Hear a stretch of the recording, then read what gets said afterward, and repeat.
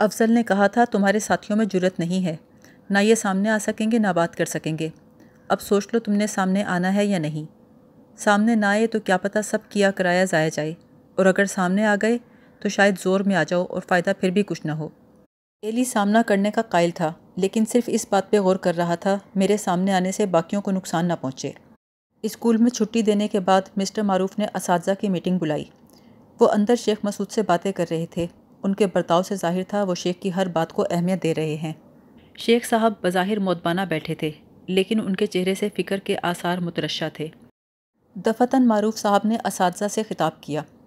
اساتذہ کرام تقریباً 1 سال سے گوجرا سے گمنام شکایتی خطوط موصول ہو رہے ہیں۔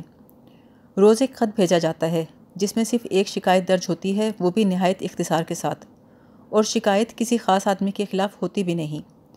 ظاہر ہے آپ میں سے کوئی ایک یا چند لوگ مل کر یہ خطوط بھیج رہے ہیں۔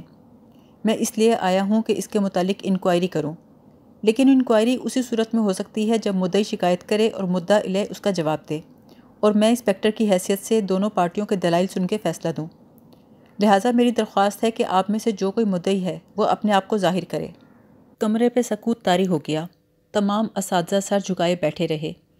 مسٹر معروف چند منٹ خاموشی سے اساتذہ کو جانچتے رہے، پھر کہنے لگے، دیکھیے یہ تو میں تسلیم کرنے کے لیے تیار نہیں کہ اسٹاف کے علاوہ کوئی اور شخص شکایتیں بھیج رہا ہے، لہٰذا اگر وہ صاحب آپ میں موجود ہیں تو مجھ سے بات کریں، اور اگر ان خطوط کو اپنانے کے لیے کوئی تیار نہیں تو سمجھیے کہ انکوائری ختم ہو گئی۔ ایلی اٹھ کے کھڑا ہو گیا۔ مسٹر معروف نے پوچھا، جی الیاس صاحب کچھ کہنا چاہتے ہیں آپ؟ میں یہ پوچھنا چاہتا ہوں کیا گمنام خطوط لکھنے والے نے انکوائری کا مطالبہ کیا ہے؟ مسٹر معروف کچھ دیر خاموش رہے، پھر بولے، میرے خیال میں نہیں۔ تو گویا آپ خود ہی انکوائری کے لیے تشریف لائے ہیں، پھر مدعی کے ہونے نہ ہونے سے کوئی فرق نہیں پڑتا۔ مسٹر معروف مسکرائے، تو کیا آپ چاہتے ہیں کہ انکوائری ہو؟ جی مجھے اس سے کوئی دلچسپی نہیں۔ مسٹر معروف نے اساتذہ کو مخاطب کیا، کیا آپ میں سے کوئی چاہتا ہے کہ انکوائری ہو؟ اساتذہ خاموش بیٹھے رہے۔ ایلی نے کہا، میری ایک گزارش اور ہے۔ کہیے۔ ابھی آپ نے فرمایا شکایات کسی خاص فرد کے خلاف نہیں، مطلب کہ مدعا علیہ بھی کوئی نہیں، تو پھر مدعی کے نہ ہونے سے کیا فرق پڑتا ہے؟ مسٹر معروف کچھ دیر خاموش بیٹھے رہے، پھر بولے، الیاس صاحب معلوم ہوتا ہے آپ کو اس کیس سے خاص دلچسپی ہے۔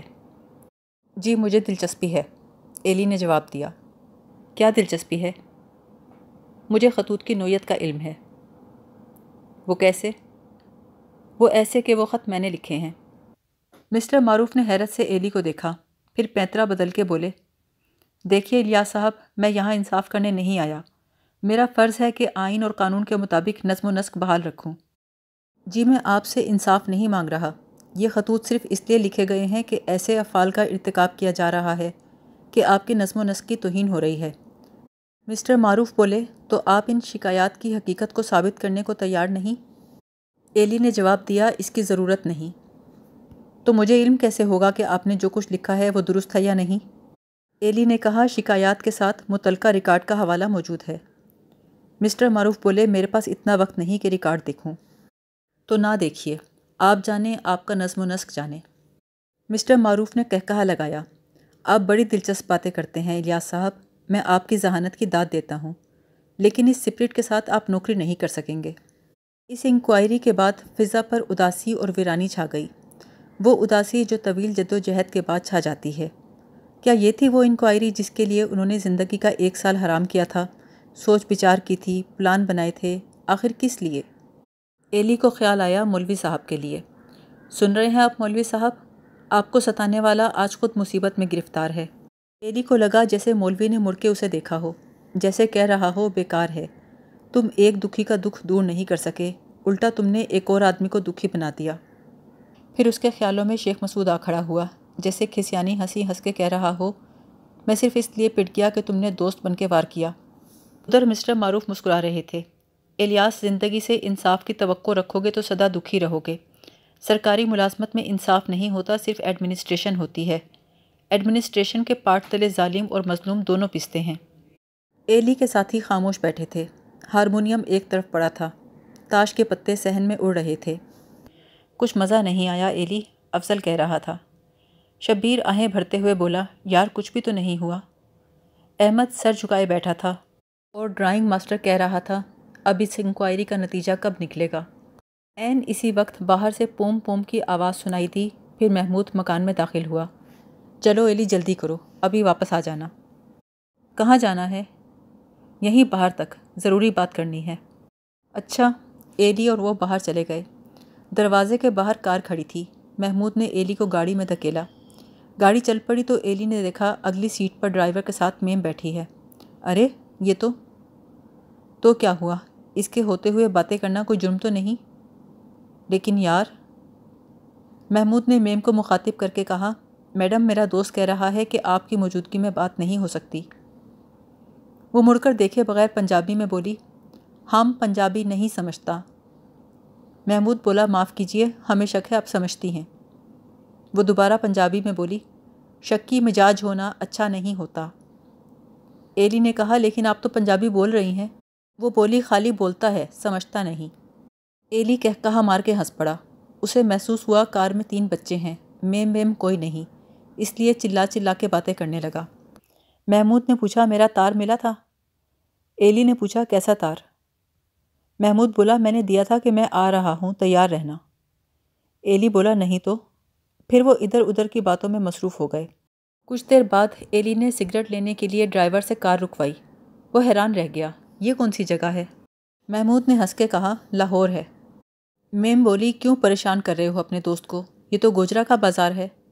ایلی کہنے لگا، لیکن اب میں واپس کیسے جاؤں گا؟ محمود بولا، رات کی گاڑی سے چلے جانا۔ میم، جس کا نام مسز فلپ تھا، کہنے لگی، بیماری کی عرضی دے دینا، آخر میڈیکل سرٹیفکیٹ کس مرض کی دوا ہے؟ محمود چلایا، ہاں یہ ٹھیک ہے، تم ہمارے ساتھ ہی چلو۔ لیکن کہاں؟ نیا شہر۔ لیکن تم تو لائل پور ہو۔ نہیں، دفتر تبدیل ہو کر نیا شہر چلا گیا ہے۔ یار کم سے کم بتا تو دیتے۔ مسز فلپ کہنے لگی، اب غصے میں آنے کا کیا فائدہ؟ ایلی بولا، میم اس شخص نے مجھ سے دھوکہ کیا ہے۔ وہ مسکرائی، کوئی نئی بات نہیں ہے۔ مسز فلپ ادھیڑ عمر عورت تھی، لیکن یوں چلتی پھرتی اٹھتی بیٹھتی تھی جیسے بالکل نوجوان ہو۔ اسے اپنے گرد پھیلی ہوئی زندگی سے والہانہ عشق تھا۔ وہ مسرت بھری حیرت سے ہر چیز کو دیکھتی تھی اور چاہتی تھی ہر کسی کو اپنی مسرت میں شریک کرے۔ اس کے لیے زندگی سکون اور اطمینان نہیں، بلکہ مسلسل حرکت اور مسلسل مسرت اور تگ و دو تھی۔ غالباً اسی وجہ سے وہ اپنی زندگی کی خوشیوں میں 15 افراد کو شریک کر چکی تھی۔ اب مسٹر فلپ اس کا 16واں خاوند تھا۔ وہ ذہانت اور چمک کی مالک تھی، ہر کوئی اس کا ساتھ نہیں دے سکتا تھا۔ اس کے ہمراہ چلتے تو بہت تھے، لیکن تھک کے پیچھے رہ جاتے تھے۔ جلد ہی وہ محسوس کرتی کہ وہ تنہا ہے۔ اس کا نیا خاوند مسٹر فلپ ایک نہایت خوبصورت نوجوان تھا، لیکن خوبصورتی کے علاوہ اس میں کوئی بات نہ تھی۔ وہ ایک فیکٹری کا ملازم تھا اور اس کی ملازمت کی نوعیت ایسی تھی کہ تنخواہ میں گزارا ممکن نہیں تھا۔ وہ ہمیشہ حاجت مند رہتا۔ مسز فلپ اپنی تنخواہ ملتے ہی ایک معقول رقم بذریعہ تار مسٹر فلپ کو منی آرڈر کر دیتی، پھر اس کے خطوں کا تانتا بن جاتا۔ فلپ ڈارلنگ، تمہیں مزید روپوں کی ضرورت ہو تو لکھ بھیجنا۔ ڈارلنگ، گھٹیا سگریٹ مت پینا، اگر برے والا میں اعلیٰ سگریٹ نہ ملتے ہوں تو مجھے لکھو، میں نیا شہر سے پیٹی بھیج دوں گی۔ مسز فلپ کے دل میں ممتا کا طوفان تھا، چونکہ 16 شادیوں کے باوجود اس کے ہاں بچہ نہیں تھا۔ وہ مسٹر فلپ کا خیال ایسے رکھتی جیسے اس کا اکلوتا بیٹا ہو۔ مسٹر فلپ اس کی اس کمزوری سے واقف تھا، دل کھول کر اس کے ممتا بھرے جذبات کا فائدہ اٹھاتا تھا۔ وہ ایک دور دراز مقام پہ نوکری کرتا تھا اور مسز فلپ کو خالی خطوط پہ گزارا کرنا پڑتا تھا۔ ممکن ہے وہ خاوند کی ویسے ضرورت محسوس نہ کرتی ہو، لیکن مسلسل تنہائی اسے کھائے جا رہی تھی۔ جب کبھی اسے اپنی تنہائی کا شدت سے احساس ہوتا تو اسے غصہ آ جاتا۔ وہ سوچتی کوئی ساتھی تو ہو جس پہ غصہ اتار سکے۔ یہ کیا زندگی ہوئی کہ لڑنے والا بھی کوئی نہیں؟ پیار کرنے والا نہ صحیح، لڑنے والا تو ہو۔ اس لیے بعض اوقات وہ بغیر وجہ کے اپنے ماتحتوں سے لڑنے کی کوشش کرتی، مگر اس کے ماتحت نہ جانے کس مٹی کے بنے تھے، جواب میں سر جھکا کر کھڑے ہو جاتے، یس میڈم، سوری میڈم۔ اس پر میڈم کو اور زیادہ غصہ آتا۔ وہ فر انگریزی بولتی، جسے سن کر ان کے رہے سہے اوسان بھی خطا ہو جاتے۔ پھر مسز فلپ مایوس ہو کر کمرے میں جاتی اور رونے لگتی۔ دفتر کے لوگ سوچتے میڈم کی بھی سمجھ نہیں آتی، کبھی ہنستی ہے، کبھی بغیر وجہ کے گرجنا شروع کر دیتی ہے۔ ابھی معطل کرنے کی دھمکی دے رہی تھی، ابھی چپراسی کے ہاتھ بادام بھیج دیے کہ پشاور سے آئے تھے، تم بھی کھا لو۔ محمود اس محکمے میں اتفاق سے جا پہنچا۔ ایک دن اخبار میں نئی آسامیوں کا اشتہار دیکھا تو عرضی دے دی۔ اسے علم نہیں تھا کہ ویلفیئر کے محکمے میں زیادہ تر عورتیں ہیں، اور محکمے کا چیف بھی عورت ہے۔ چیف میڈم کو دیکھ کر اس نے تیوری چڑھا لی اور کام میں مصروف ہو گیا، لیکن اسی دفتر میں بہت سی کارکن لڑکیاں بڑی باکی اور شوق تھیں۔ ایسے حالات میں ہر وقت تیوری چڑھائے رکھنا ممکن نہیں تھا، لہٰذا جب میڈم کی توجہ ادھر ادھر ہوتی تو وہ کارکن لڑکیوں پہ آنکھ چمکاتا، پھر کام میں یوں مصروف ہو جاتا جیسے معلوم ہی نہ ہو۔ لیکن دقت یہ تھی کہ لڑکیاں بالکل نوجوان تھیں، ایسی نگاہ کی متحمل نہیں ہو سکتی تھیں، وہ پگھل کے موم ہو جاتیں۔ میڈم کو بڑا غصہ آتا کہ یہ لڑکی جو ابھی مناسب طریقے سے بات کر رہی تھی اب لفظوں کو روندنے لگی ہے، کچھ گڑبڑ تو ہے۔ میڈم سمجھ گئی کہ لڑکیاں محمود کے روبرو آ کے حق تک رہ جاتی ہیں۔ اسے معلوم نہیں تھا کہ محمود اپنے ماتھے کی شکن اتار بھی سکتا ہے۔ میڈم نے محمود سے بات کی، جب اس لڑکی نے تمہیں دیکھا تو اس کے ہاتھ میں پین ہلنے لگا، حتیٰ کہ اس کا رسم الخط بدل گیا۔ میڈم کی بات سن کر محمود کو سخت غصہ آیا۔ اب بھی وہ غصے میں بھرا بیٹھا تھا کہ مالی پھول لے آیا۔ پھول دیکھ کر میڈم خوشی سے چلائی، دیکھا تم نے کتنے خوبصورت پھول ہیں؟ محمود نے منہ موڑ کے کہا، نہیں میں نہیں دیکھتا۔ میڈم نے حیرت سے دیکھا، آج تک کسی ماتحت نے اسے ایسے جواب نہیں دیا تھا۔ شاید کلرک سے غلطی ہو گئی، کہ کیسے ہو سکتا ہے ایک ادنیٰ ماتحت مجھے ایسے جواب دے۔ وہ شدید جوش میں بولی، تمہیں دیکھنا پڑے گا۔ محمود نے گھور کے میڈم کی طرف دیکھا، یہ میرے فرائض میں شامل نہیں ہے۔ میڈم کا منہ غصے میں سرخ ہو گیا، ایک کلرک یہ بات کرنے کا طریقہ نہیں ہے۔ محمود غصے میں بولا، میڈم میرا نام کلرک نہیں محمود ہے۔ یہ کہہ کر وہ خرامہ خرامہ دفتر سے نکل گیا۔ اگلے روز دفتر آیا تو جان بوجھ کر اپنے کمرے میں جا بیٹھا، ورنہ عام طور پر اس کا دستور تھا کہ آتے ہی پہلے میڈم سے ملتا اور کام کے متعلق پوچھتا۔ کچھ دیر کے بعد مالی آیا، میم صاحب بلاتی ہیں۔ محمود نے کہا، جاؤ کہہ دو کام سے فرصت ہوگی تو آؤں گا۔ مالی کو گئے ابھی دیر نہیں ہوئی تھی کہ میڈم خود آ گئی۔ مجھے پھول نہیں دکھانے، خط کا جواب لکھوانا ہے۔ محمود اپنی سیٹ پہ بیٹھا رہا۔ اس روز میڈم بار بار محمود کے کمرے میں آتی اور اسے کوئی نہ کوئی بات سمجھا کر یا بتا کر چلی جاتی۔ محمود کو سمجھ نہیں آ رہا تھا کہ اس کا رویہ بدل کیوں گیا ہے۔ اس نے کلرک کی جگہ اسے مسٹر محمود کہنا شروع کر دیا۔ وہ سمجھا شاید میڈم اس کی امداد کے بغیر دفتر نہیں چلا سکتی، کیونکہ باقی کلرک قابلیت اور ذہانت سے خالی تھے۔ ایک روز میڈم محمود کا لکھا ہوا ڈرافٹ پڑھ کے بولی، لکھا تو ٹھیک ہے لیکن مونتاژ کے لفظ کے سپیلنگ چیک کر لو۔ محمود نے خط لفافے میں بند کر کے ڈسپیچر کو دے دیا۔ میڈم کہنے لگی، میں نے کہا تھا پہلے ہجے ٹھیک کر لو۔ محمود نے خط کی نقل اٹھائی اور آکسفورڈ ڈکشنری میڈم کی طرف بڑھا دی۔ میڈم سیخ پا ہو گئی، میں نے کہا تھا سپیلنگ دیکھ لو۔ محمود بولا، میں تو جانتا ہوں کہ ہجے ٹھیک ہیں، آپ تسلی کر لیں۔